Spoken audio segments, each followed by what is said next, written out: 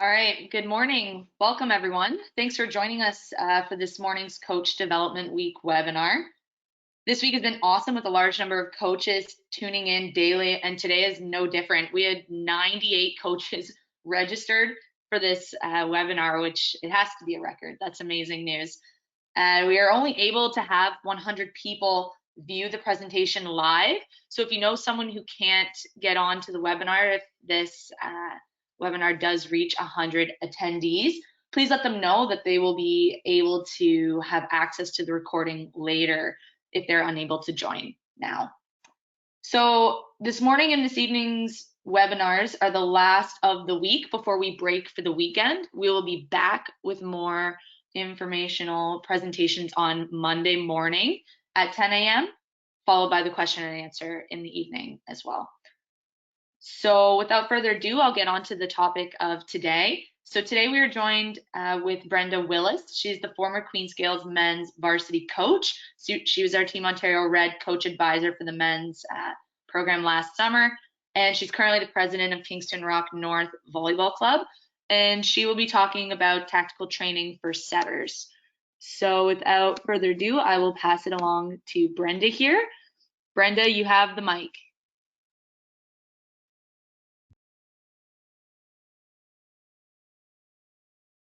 Good morning, everyone. Lauren, are we good? Can you hear me? All good to go. We can hear you, Brenda. Okay, so as Lauren mentioned, I'm going to talk about tactical training or tactical intelligence in setting. This is me, in case you don't know who I am, and you can make note of my email if you'd like. I started out as a setter, or at least that was the position I was playing. So I thought I knew a lot about setting when I started coaching, but it was only a year or two into my club coaching when I realized there was a whole lot more to training setters and setting itself than I knew or I had ever been exposed to. So I made it a personal project to learn as much as I could about the art of setting. And I read and went to Ralph Hippolyte's coaching school in England. I have read several books and strategies on team management through volleyball. I've attended a variety of things. I got a chance to spend almost a whole day with Harlan Cohen when he worked with Pepperdine, and he was the setting coach for the US national team. And I've also picked the brains of setters such as Tom Jones, who was the 76 Olympic coach and taught my level 4 setting module. Keith Waslick, who came to Canada after being the setter for the national team and was our technical director, who I'm sure most of you know. And then Dave Jones and Kent Greaves from the 84 Olympics and many, many more. So I've spent an inordinate amount of time watching international video, talking about setting with a variety of people, and really just focusing on setters and setting as both an art and a science. So I look both at mechanics and tactics. Over time, I began working with the setters at the OVA HPC and, of course, with my own setters at Queen's. And after a lot of trial and error and a lot of fine-tuning, I've come up with what I think is a pretty sound set of thoughts and for this presentation. So all that being said, for the purpose of this webinar, I'm specifically going to address the tactical side of setting and not the mechanics. There's a lot of information here as well as a way of thinking as a coach when you're developing setters. So my hope is that whether you're working with young developing setters or athletes in the position of setting, which I believe should occur at around 15 years old, or you're working with fourth-year university athletes and trying to bridge the gap to the national team, hopefully there'll be some meat in this presentation for you. It's a presentation I also get excited about because I think every coach knows that teams are only as good as their setter, which means it's a mistake to take the small player or the one who just can't hit very well and make them the setter. When you go through all of this, you'll see why. But suffice to say for now that you need to pick a top athlete with a great mind and a confident, stable personality. Okay, so we'll get into this. And just before we do, I want to say that if you have questions, I'm going to ask you to just write them down and save them for the end if we have time, or for tonight. And while I'm not addressing mechanics, as I said, in the question period tonight, I'm more than happy to take questions on that or any other material that I present. So when we talk about setting, what it all comes down to is having the setter put your team and your hitter in the best position to score points. Pretty straightforward. And the decisions they make have a huge impact on the effectiveness of your offense. When I watch club volleyball, there's a lot of people playing the setter position, but I don't really think that they're setters. I consider them volleyers or ball distributors. So I'm going to just go through what I see as the jobs of a setter, first of all. So delivering the most hittable ball possible is first and foremost the priority. So that really involves location. And to me, location is the most important thing. So working on accuracy is your first goal. And the less sets in your offense, the more likely the setter is to be accurate. And you also have to be very precise about what you want in terms of an accurate set. Second would come deception, making it as difficult as possible for the opponent to read where you're going to put the ball. So accuracy first and deception second. Obviously, the goal is also to put the hitter in a position where they have the least effective block possible. And of course, that goes back to my very first point about putting them in the best position to score points. We're going to deceive the blockers and make that result in a one-on-one or a one-on-none, particularly in a commit block system. And that takes a whole lot of other skills that we're going to get to shortly. They have to also be somewhat of a psychologist in the sense that they need to keep everyone involved and engaged. They need to also be very analytical so that they can process information and read what's going on or see it unfolding almost before it happens. They also have to be a bit of a statistician so that they're aware of percentages, block patterns, who's been hot, who's scoring. And a pet one of mine is if someone is charting your offense, if there's been any level of predictability, it's because of a chess game. And at a certain point, when it's critical, you stray from that on purpose to deceive the opposing coach or scout at times. So you've got a really tactical person on your bench saying, commit with the middle here. They're going to run middle. They're going to run middle. And of course, you use that as a decoy and do something else. You also want the type of person in setting who inspires everyone around them to do things well. They want to pass well to help you out and that sort of thing. And of course, the intelligence side of it, they need to remember everything. And we're going to talk about how you can create drills to work on that recall. So I believe the setter is absolutely the quarterback of the offense. They need to see the field, no different than a football quarterback. They need to have the ability to play chess and think a move or two ahead. So I'm going to set this up and run it again and run it again. And then when the other team adjusts, then I'm going to do something else. So thinking ahead, no different than tennis. They also need to be able to analyze situations quickly. And I'll go through the stages that they do that shortly. Confidence is a huge part of setting. Any hesitation in their execution or their decision is generally going to result in an ineffective set. We already talked about accuracy and managing pressure and staying stable regardless of situations. So while hitters are maybe bowing their heads or scuffing the floor after an error, setters are stable enough to take responsibility and be able to continually analyze and get ready for the next play. Lots of reflection while the ball is alive, lots of analysis and memory. And then they just have to repeat that whole sequence again. So that's kind of what the playmaker has to do. So for your elements of training, obviously we have to train setting the ball and the mechanics associated with that, squaring up to power and all those things. But make sure that when you're training the setter, you do it from and to all locations and in all conditions. So what I mean by that is I often see setter runs the offense and the coach is having balls come in from position 5 all the time. But in a game, that doesn't happen. They come in from all over the place, short, deep, behind the setter, faster, slower, and in all conditions, meaning coming out of serve receive, penetrating from the various positions, coming from blocking, coming from digging, coming from free ball.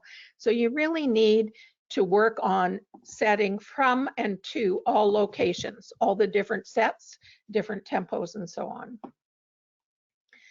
As I mentioned previously, your setter may think that they're being precise and it's not the set you want. So really be as specific as possible.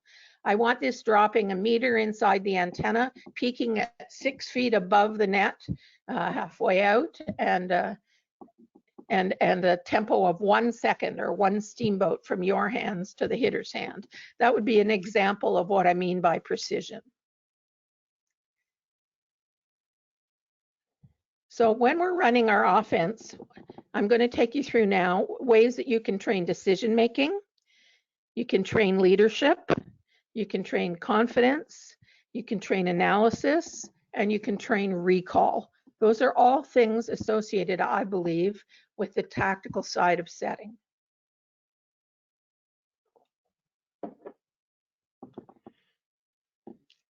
So there's a variety. If you take the old technical courses, they talked a lot about mismatches, seams in the block, mismatches being generally height, might be experience, also running a series of plays involving decoys and that sort of thing. So those are basic concepts, but that doesn't really help you to train the setter.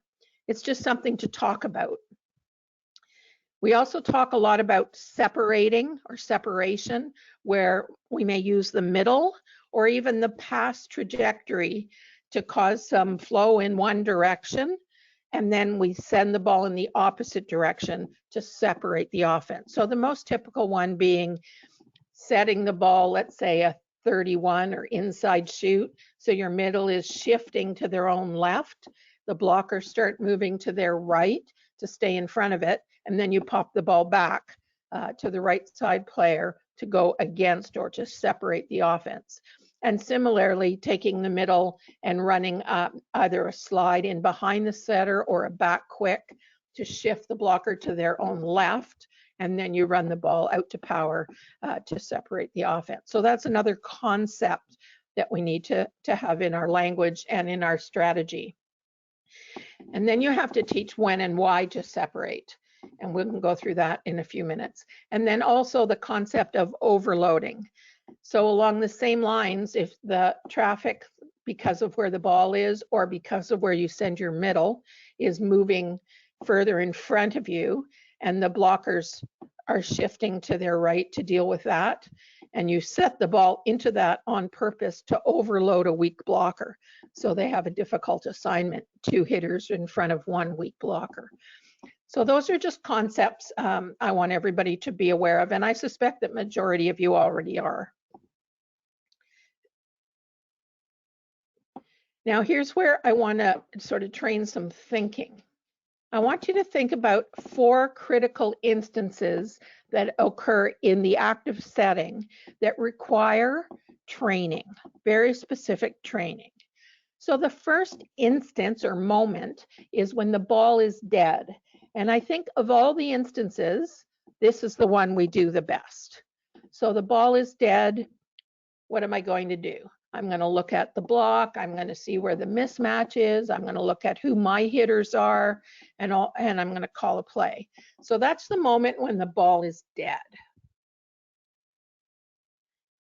The second critical moment is when the ball leaves the passer's hands or arms. So now the setter has to process, I'm moving away from the net, so my middle's not an option, or I'm running forward, oh, I'm too far to pop it back. So what's eliminated and what's not, all based on the pass trajectory before they set the ball. The third moment is on contact with the ball by the setter. And of course, they have a whole bunch of things to think about at that time. And examples would be, has the block committed? Is my middle on time?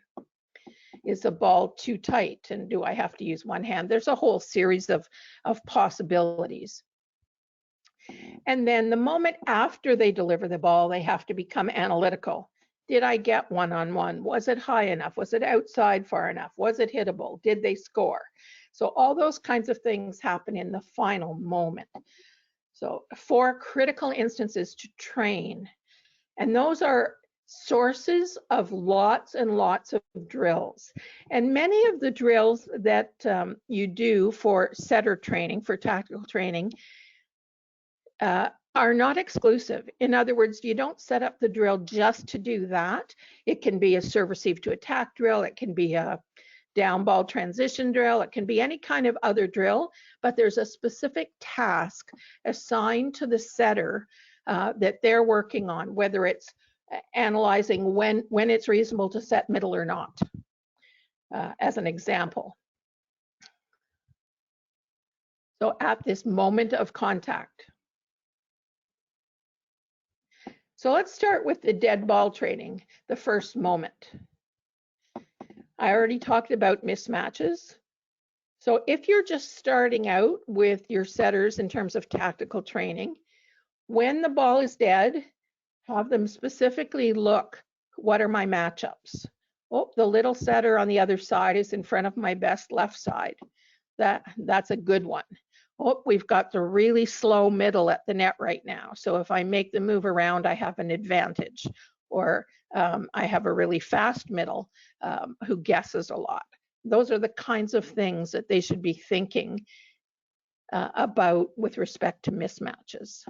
And again, those mismatches can be physical, the most obvious, and that's probably the one you would start with if you're working with a new setter. It can also be psychological. If a player's really struggling on the other side and their head is down, running offense specifically in front of them is kind of a tactical advantage, and also experiential. And that probably applies more in a post-secondary setting where if you suddenly have a rookie against a very veteran player, or maybe at an even higher level. Then I think you should start working on block pattern information. What I mean by that isn't just the physical size and so on. I mean, are they bunched? Are they spread? Are they half bunched? Are they trapping? In other words, is the left side trying to take the middle and let the middle be free to react later or go more so to the other side? So just having some sense of block pattern and block assignment would be something else that they should think about. And when we talk about tactical offense, I always hear when I ask young players, especially at HPC, they're coming in 15 or 16, and I ask them, what do you establish first? What's your plan going into a match? And almost exclusively, I get the answer, establish the middle. And so I say, why? And the only answer I get that has any credibility is so we can get the middle blocker on the other side jumping with them to create one-on-one on the outside. So I'm going to encourage you to also think about, well, what's the other team's initial block pattern? If we have that information, for example, if the other team's left side is bunched right in to try to help in the middle, then there's a nice big seam beyond the left hand of that left side blocker and the antenna. Why not establish your right side down the line first? It's just a question. but it gets them thinking about gaps in the block and taking advantage of chasing blockers. So think about that piece of it. Maybe start watching the block patterns of other teams and manipulate the block patterns in your drills so that the setter is forced to take a look and think.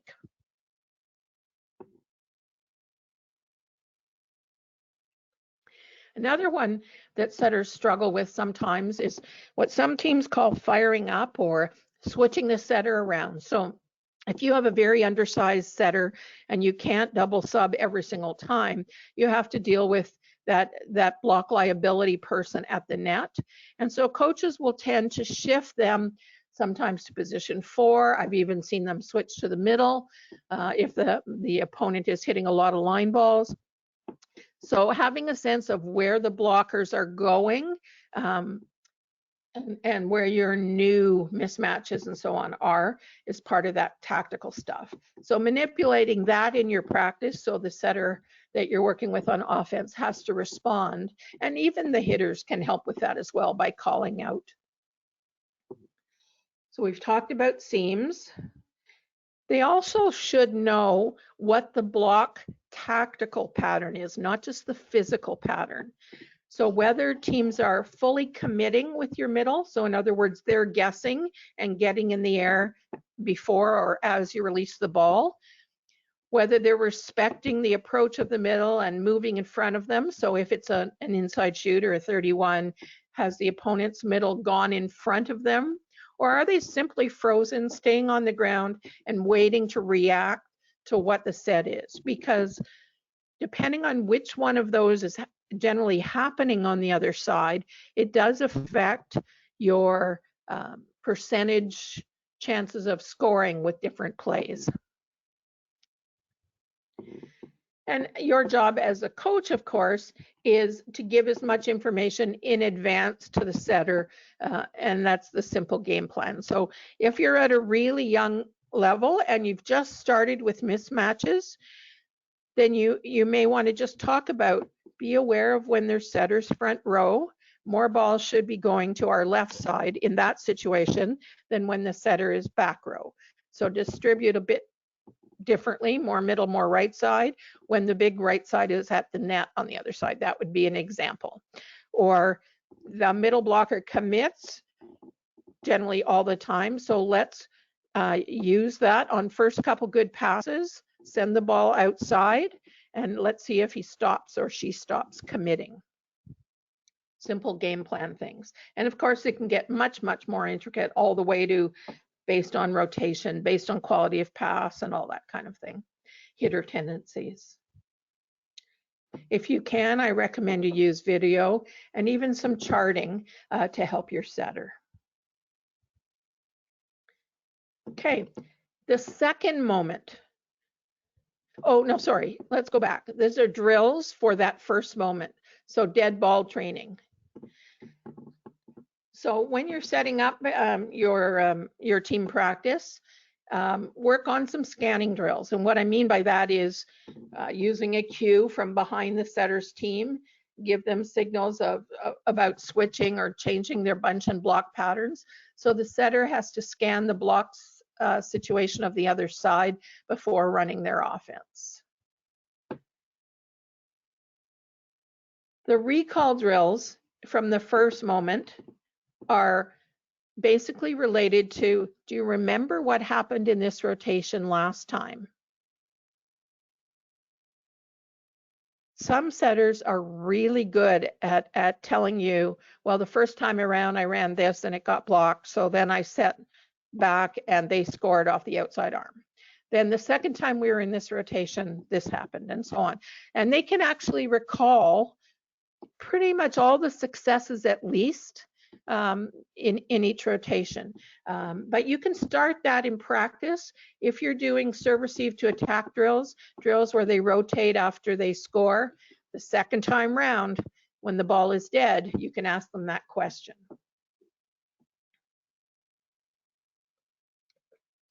So you can do that by rotation. You can do that by rotation based on successes only.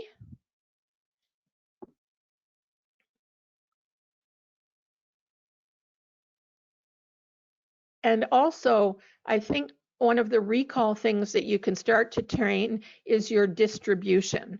So what I mean by that is, in the last 10 balls, how many of them did you give to the left side versus the middle versus the right side? And then of the 6 you gave to the left side, how many of them scored? And then of the ones that scored, how did they score? So you can see how you can develop deeper and deeper recall or memory of what's happened. And that can affect that chess game that you deal with late in sets and matches. Moving to the second critical moment. I call these the why drills. Why'd you run that? Why'd you run that? And they should have an answer. Well, the left side was on the ground. Well, I saw the middle blocker commit, so I set away from them. They were fronting the 31, so I wanted to separate. So those are the kinds of things, just to, you know, as they're going back into rotation, why'd you run that? And I wouldn't be too hard on them when their why doesn't jive with your thinking, but getting them to think about why is the first step. In that critical second moment when the pass is perfect, the pass is off the net and so on, getting them to think about what's eliminated is the biggest thing in this analysis.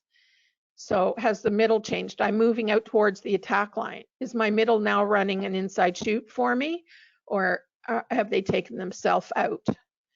Is the dump still an option? Am I on the net enough? Is the ball high enough?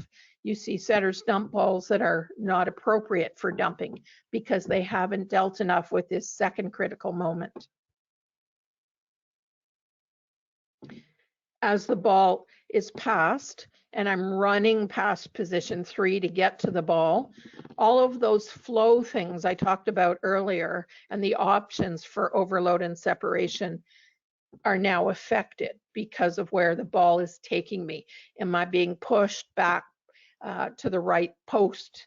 And am I physically able to still pump the ball outside? So that's some of the things that I'm trying to get across is the trajectory of the pass. Is it so low that I have to forearm pass it? Is it so tight that I have to one hand set it? So all those things are part of the critical moment in the second piece. So based on trajectory of the ball. And so running your offense drills where you provide the source of the first ball and it's 3 hitters or 4 hitters against a defense, but you control that first ball so that you are forcing flow, you're forcing them off the net, you're forcing them to use a forearm pass and asking why. All of those things are part of that decision making for the second critical moment. And keeping in mind again that where the pass takes you changes the percentages. And what I mean by that is you have a better percentage chance of scoring in the middle when you're within a step of the net.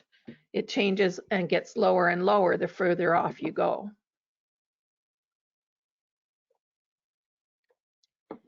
And part of the why and those percentage changes relate to how the block responds to poor passing. This is one that I think is really important. On the moment of contact, we need to train peripheral vision drills. So you ask, the simplest ones, of course, are put a blocker on the other side of the net and you request them to step to their right, step to their left, stay on the ground neutral, or jump. And so the setter has to see the movement of the middle blocker and respond accordingly. Same thing with passing the ball on the net tight. And does the block on the other side jump or not jump? And you can dump if they don't, and you don't dump, you run something else if they do. That would be another example. We already talked about block pattern, but it's part of that peripheral vision If they switch their block pattern, or they play a little bit of a deking game with you, so that they're showing that little blocker over in 2, and just as you pass or receiving the ball, that blocker switches to the other side.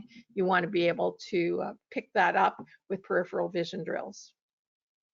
The biggest one, though, is the block committing, and then attacker being on time. So if I'm about to set the ball, I want to run middle. I see the blocker on the other side is not committing, but then my own middle isn't on time or hasn't approached. They have a big decision to make at that point, and we need to train that decision. So running drills again where middle, I only want you to be available about 75% of the time. We'll run a full offense, but on purpose, just don't approach or approach really late so the setter can pick up that cue. Same thing with left sides. If you pass a serve receive down low in front of you, I want you to stay down sometimes. And most of the time, of course, get out and make yourself available. But then the setter has to actually pick that up and set appropriately. And there's also the audibles at the moment of contact, or just before that moment of contact.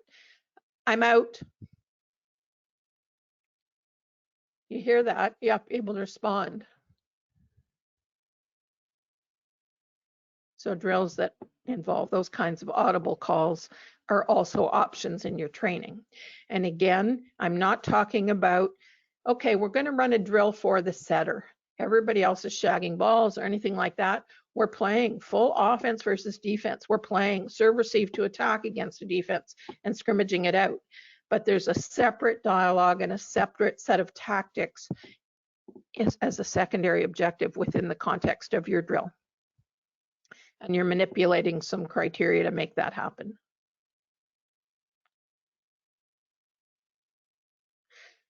Training, the fourth moment. It's a really important thing that you can start no matter how good or bad the setter is, how new they are to the game. As soon as they release the ball and are moving to cover, we want to be analytical. Evaluate what happened. I already mentioned, was it hittable? Was it high enough? Did 2 blockers close? Did it score? So all those kinds of questions that the setter should be answering in their own head.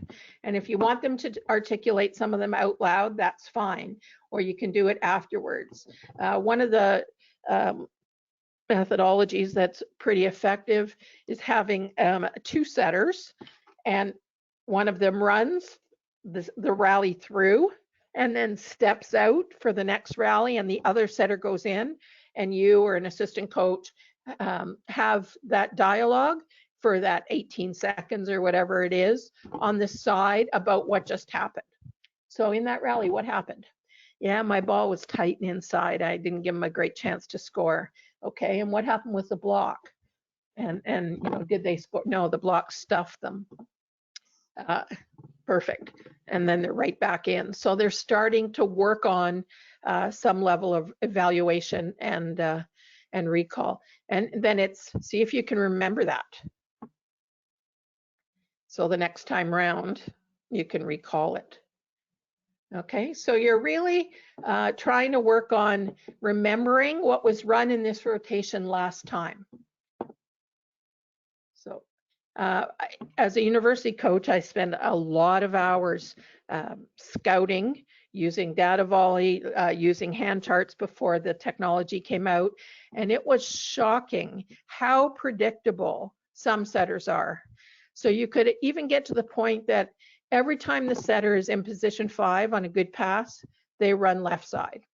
Every time the setter's in position 1 and they get a good pass, they run back. It's crazy how predictable some setters are. And hopefully after this presentation, maybe some of them will get less predictable. But regardless, knowing what was run in this rotation before is really important so that you can either stay with it if it's working or consciously make a decision to go away from it. And then, as I said before, along with what you ran in that rotation, whether it worked or not. Then there's also the psychological analysis. And what I mean by that is being really aware of who's hot, who's not, what's working, what's not working. The number of times that if called a timeout, opponent has run 3 points in a row on us, and you say to the setter, what are you trying to run? Well, I haven't run so-and-so in a long time, so I'm trying to give them a chance to stay in the offense. Okay, how many times have you set them in a row? I don't know, maybe twice. It's actually 3 times. And how many times have they scored? No, they haven't scored. Okay, so is it working? And so trying to get them, and that kind of discussion doesn't happen too often because you've done your work in practice. So they understand that if, there's a time and place for sharing the wealth and distributing, and there's a time and place for giving the hot hand the ball. And so having that ability to analyze the confidence piece in their hitters. And recognizing also who's becoming unengaged or iced. And then if you try to go to them in a critical situation and they haven't had a ball for 9 rotations, then you're probably not setting them up for success. So really working on maintaining a level of engagement and involvement in the game, but also knowing what's working and what's not. And then the other side of the psychological analysis, and it may come from the setter or the coach's confidence in a certain hitter under pressure, but they need to know who truly wants the ball. Like who's like, give me the ball, demanding the ball and confident that they're going to score, and also what their historical tendencies are in that situation. So you get people who are really antsy for the ball, demanding the ball at a critical situation, but you know that their tendency is to error in that situation. And so as a setter, you have to be a little ahead of all of that as you get older. Of course, making bad decisions in that third instance, the critical moment, can result in some messy stuff. But in the fourth instance, it's all about recall, and that can be built in regardless of skill level. And then a really big part of this is, okay, so you know about the 4 critical instances, you got some ideas of ways that you can start training the setter to think tactically in each of those moments, but how much is too much? How much can they handle? So my first recommendation is that as a club or as a first year in a high school or university program or college program, create a plan, have a long-term plan. And it might be a plan for the season. It might be a plan for their career if you have any control over the long-term development of that setter. And think about what they can handle. So if you're just running a very simple offense, can they handle evaluation? Can they handle dead ball analysis of matchups or seams? And then start building from there.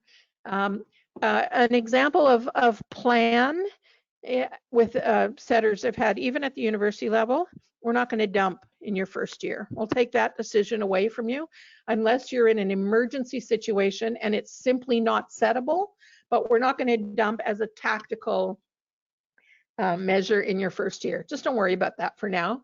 But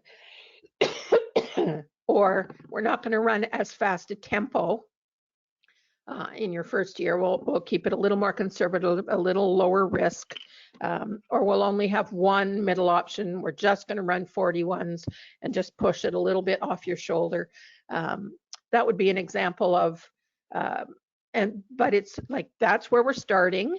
And let's get really good at the accuracy, and we'll start building the deception, and then we'll add something.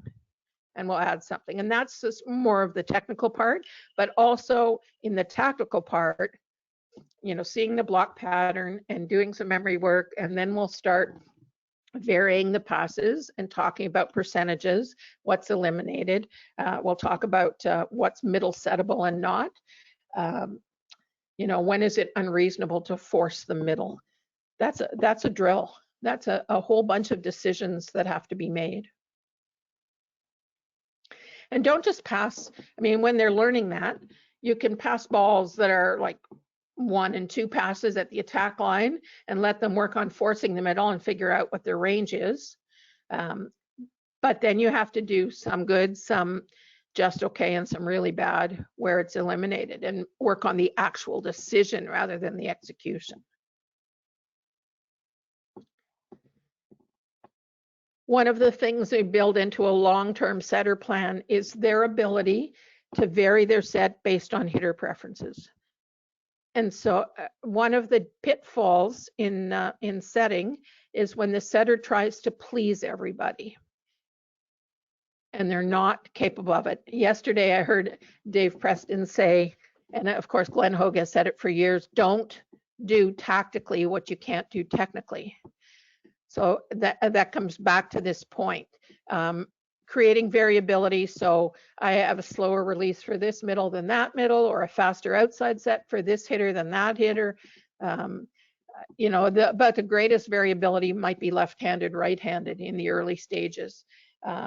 You know, in giving the setter a slightly different trajectory. But make sure your setter can handle one outside ball before they worry about altering it to 2 or 3.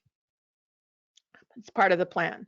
By their, you know, second, third year, they should be able to make some of those things. And of course, how much you build into your plan is also based on how much time you have to work with your setter. Obviously, that's more limited at the club level, but I do think that extra setter clinics or just serve receive to attack drills where you build specific setter training into every one of those, it doubles up on the value that you are creating in your team development. I just want to remind again that we're always working on accuracy or location first, and you can't move on in your plan until they have a reasonable level of stability. And the reason I say that, and that's on 1, 2, 3, and 4 passes, and from left, you know, balls coming over their left shoulder, right shoulder from 6, and so on. And the reason I say that is no matter how deceptive or how good the decision is, if the ball isn't hittable, you have an advantage the hitter, and that's your #1 priority. So a bad decision, 3 solid blockers, but in perfect location, still gives the hitter some opportunity to score. So I really encourage you to work location first. And that's part of the plan. And you can't put a firm timeline on that. Some setters, by 2 months in, you're really happy with location, you can add a decision, you can add another option into the setting repertoire. But decisions are definitely second. It doesn't mean you can't start talking about it early on, but it can't become your priority until location is pretty stable. And again, the decisions are second. It's like what happens in a perfect pass, what happens in a 2 pass, a 1 pass, and so on. And then the tactics are third, the idea of manipulating everything, like manipulating your timing. A good setter should be able to jump early and then delay their contact slightly on the way down and release the ball and hold the middle blocker, things like that. Those come later, but that's all part of a long-term plan. So you should, in a well-coached scenario, see an entirely different setter by their 3rd or 4th year than you saw in their 1st year at the post-secondary level. And a well-trained setter in club, whether they're 15 or 18, should look quite different in October than they do in March if you've done this well. So when we're running setting drills, there's no replacement for repetition. And repetition off of real passes is great. That might create enough variability depending on the level of your team. But if it's not, make sure you find ways to vary the source. So intentional distribution, more balls coming from one, put balls to one, put your bad passer somewhere. So it creates that variability. I'm a little leery of actually asking players to pass badly to create setting situations, because I don't believe you should train what you don't want to have happen. So in that case, I think it's more reasonable for you or an assistant coach to step in and vary the source. But in many of your cases, you'll get that variability simply on what you do in putting that first ball into the action. Make sure you vary the trajectory. So I watch, and it's all like 1.5 seconds from the pass to the setter. They're all coming from 5. They're all in front of the setter, and they run a pretty good offense in that situation. But probably 60 or more % of the time, the ball isn't nice and high at the net. It's either, as Jimmy L. Turk talked about the other day, it's a 1 pass or a 2 pass. You're semi out of system. Or it's coming from 2 or 1, and you haven't practiced that enough. So lots of repetition with varied sources, varied trajectories, varied locations. In other words, where you're sending the ball, and also the before actions. Even the after actions can have an effect. I challenge you to just work on providing relevant cues to force decisions and ask why. I mentioned it earlier. I'll reinforce it by saying, challenge your middle blocker.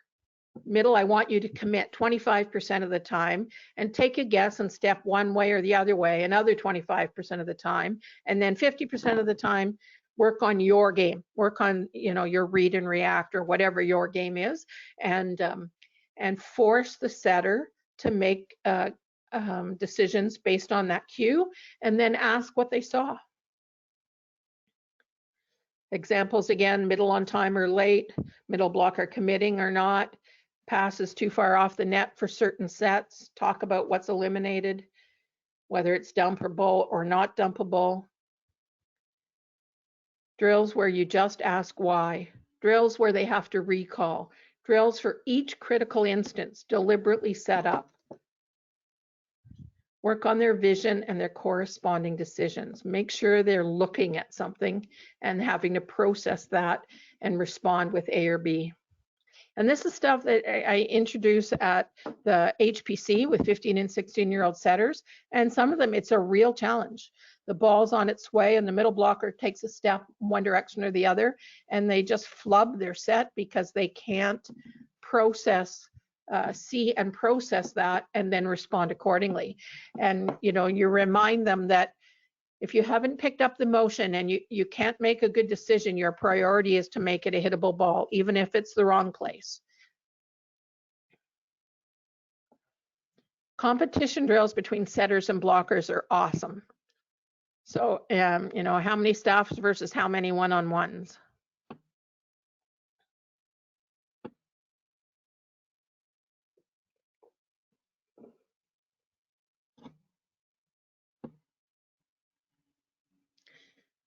Drills where the setter has to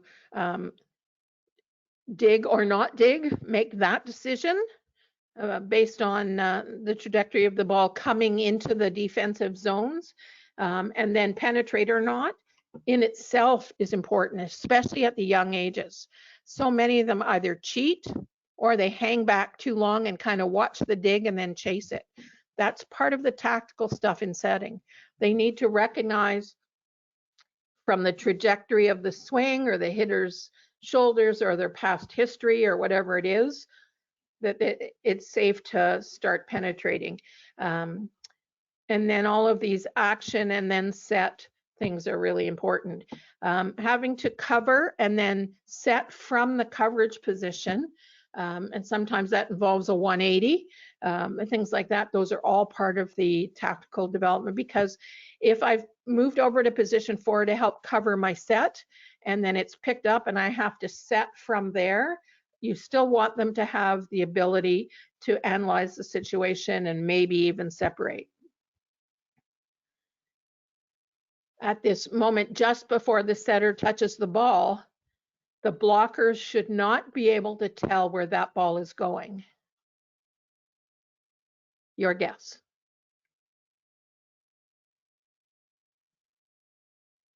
So just to review, going back to the first slide, I want you to think about the setter putting the team and the hitter in the best position to score, delivering, first of all, the most hittable ball, making it as difficult for the defense to read as possible. And then as they move further into your development plan, starting to work on deceiving blockers and creating one-on-ones. Occasionally you even get a one-on-none, which is one of the biggest satisfying moments for a setter. Finding ways to work on the setter's ability to keep everyone involved and engaged, but at the same time, staying aware of what's working, what's success, whether block patterns have adjusted or not. It's all part of the ability to read the play.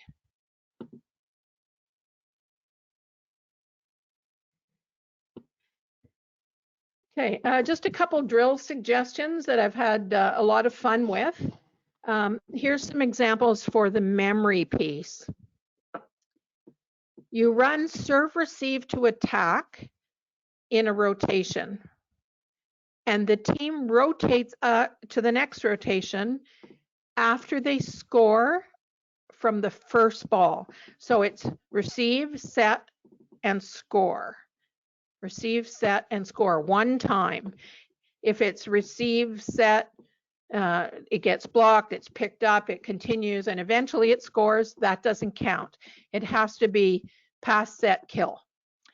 So off the very first reception.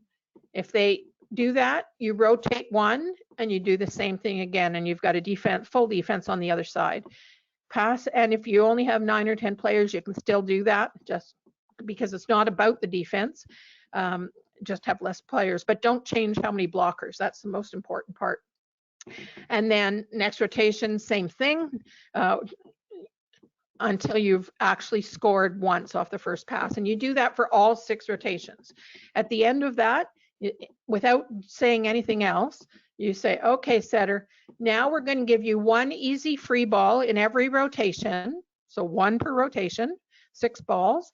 And I want you to run what scored in each rotation the last time. Whoa. They're like, man, I can't do that. Or you might get 1 or 2. So that you don't tell them necessarily ahead of time, or maybe you do, that's up to you. But that's one way of working on recall.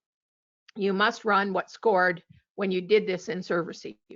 And the reason for the free ball rather than another serve receive is because, of course, the pass might not give them the options that they had the last time around. So presumably a free ball will. Another one you can try is you have 3 hitters. You have 3, I'll call them setting options for each hitter. And this might be past some of you, but an example would be a quick, a back quick, and an inside shoot. And for the left side player, a fast set, a higher set, and a inside set, like a 23. And for the right side, it might be just a normal red. It might be a back quick, and it might be an X. So I'm going to give you 9 balls. You have to run each of the 3 players' options. So all 9 sets have to have occurred. It can't be all 3 to the left, all 3 to the middle, and all 3 to the right. And it can't be 1, 2, 3, 1, 2, 3, 1, 2, 3. It has to be a little bit more random or blended than that. And they run their 9 balls. And the first challenge is, did they get them all in? Or did they run something twice? And then the second challenge is, okay, which ones of those scored? So you can really test their tactical or start working on their tactical intelligence and ability to remember through some of these manipulated drills. And again, you're still working on blocking, you're still working on attacking and serve receive, so you don't need more time. You just need more thought inside of the planning. So that's essentially my presentation. I guess I spoke a little faster than my rehearsal because I had like 1 minute to spare instead of 5.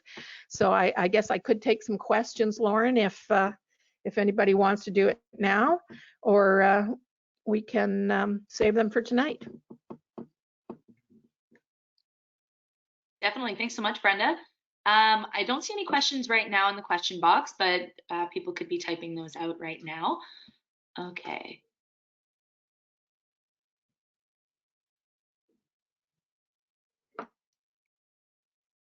Okay, so I have one question here, Brenda. What is something that you have changed your opinion on dramatically about tactical setting?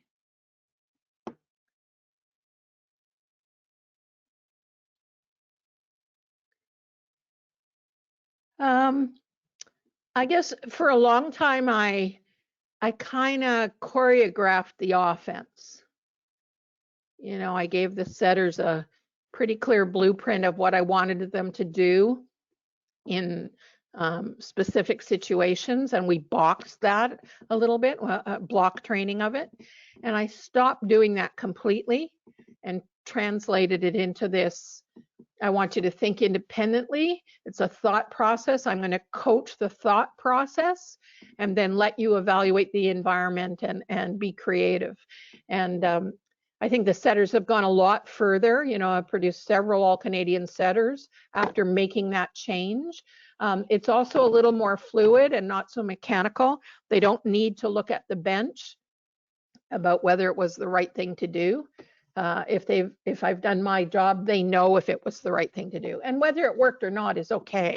It's more about moving along that continuum, and then we have debriefs after matches when necessary about you know, the different situations they got into and why they worked or didn't work. But yeah, I think empowering the setters to do their job and just creating the thinking process rather than being an architect. I hope Awesome. that answers. Yeah, and then I have another question here on, can you give advice on how to initially select a setter at 13U? Well, I think everybody should set at 13U and even 14U because it isn't until they get a little further along in their windows of trainability that you know anything.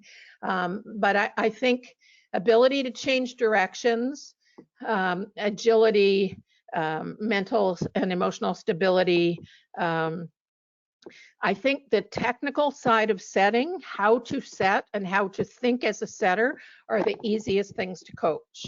I think it's harder to teach someone to be a complete athlete or to be a really intelligent player. I once tried, I don't know if he'll be on the call because he's a coach now, but I once tried to turn a 6'8" middle who had really good hands into a setter. And we thought, you know, if he could really break through, he might make the national team as a 6'8" setter because those are few and far between and very valuable. Well, he ended up making the national team as a middle.